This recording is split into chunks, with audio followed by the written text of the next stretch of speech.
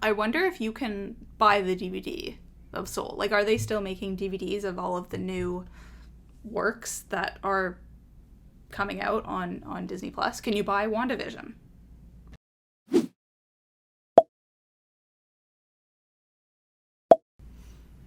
I think that's such a great question that I don't have the answer to. Like, there must be people that. Okay, but I mean, if you watched Watchmen on DVD, surely you can watch Soul on DVD. Right, that's like, true. That makes sense to me. Yeah, and I'm sure there's some people who, like, they're not planning on having Disney Plus indefinitely, but they do want to be able to rewatch Soul if it was really popular with their family. So they want to actually have that physical thing. Like, I for sure feel that way about any movie that, like, is my favorite. I need to own it. Like, I don't just want to be able to watch it on Netflix or something. Tenet, for example, of course I bought it when it came out. So there's other people like me, albeit not too many.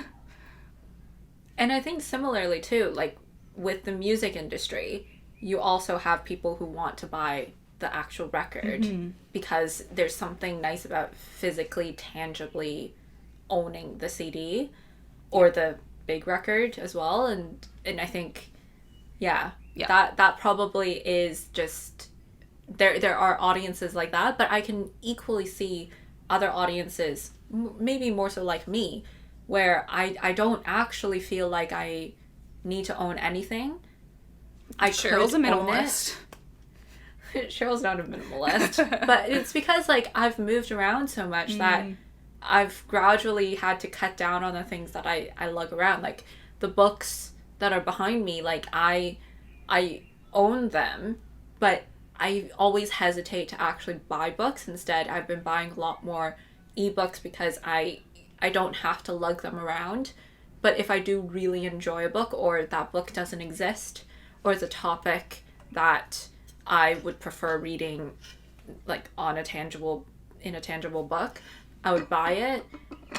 So I think there are probably people like me that just know that I can still have immediate access to something without having the DVD and still kind of own it, but just on Amazon, let's say, or on Apple TV, and just own a copy of it, but it's not a physical copy.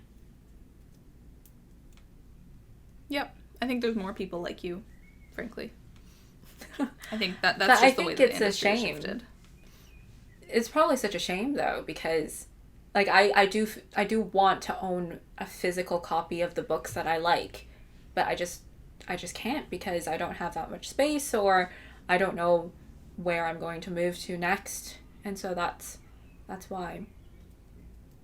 But all of these kind of, like, distribution aspects aren't as recent as, like, the biggest thing that is going on right now in our world, which is, like, COVID. And I think COVID has, for sure, really altered the way that we distribute content and altered the way that we create content. So I personally, although I saw the trailer for Soul, I didn't actually see that much marketing, because, like, before with Soul, like, or with any kind of movie, like with Aladdin, with The Lion King, I'd go to the movie theater, I would see those posters, and I'd be, like, marketed too. And the trailers. Soul, you'd probably be showing and the trailers too. Yeah. But with Soul, it's because on YouTube, I watch a lot of movie trailers, and so it was pushed to me. But for other people, they might not have even known that there was, like, a new Pixar movie, because they don't watch that kind of content on YouTube. So I think from, like, a marketing distribution perspective, that must have changed so much. And people behind the scenes, at least what I think, is that they might be thinking, okay, so how do we reach these audiences? How do we target those audiences? Is it through Instagram ads? Is it through Facebook ads?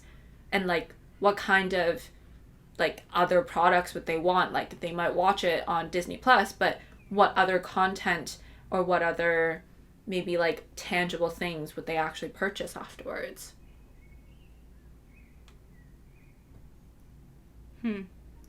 I wonder if there's, like, some Disney films are easier to create product out of than others. Like, if you think of Star Wars, you can buy, like, a little BB-8 stuffy kind of thing, or like you can buy princess gown, or basically like stuffed animals of any films. Like, I don't know what they would be able to monetize from this film.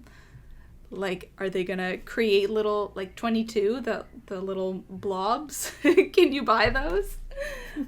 I want to give an example. And then you like press 22 and then Tina Fey's voice comes out and says like, I don't want to go to Earth. That would be so cute. This little thing, this is my pygmy puff. His name is Alvin. So basically so in cute. Harry Potter, there's pygmy puffs, and the one in the books is called Arnold. So I got this from Wizarding World, and his name is Alvin. I love him. So this kind of thing, like, this is what I'm picturing, the little blobs. Obviously you can't see, but you can see on YouTube.